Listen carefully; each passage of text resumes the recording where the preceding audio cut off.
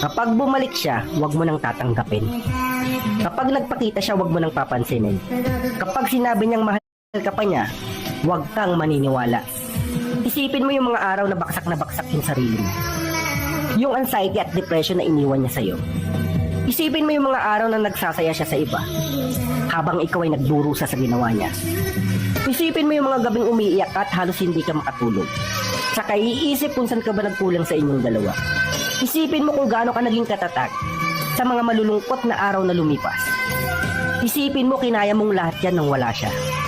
Kaya kung babalik man siya, huwag mo nang tatanggapin pa.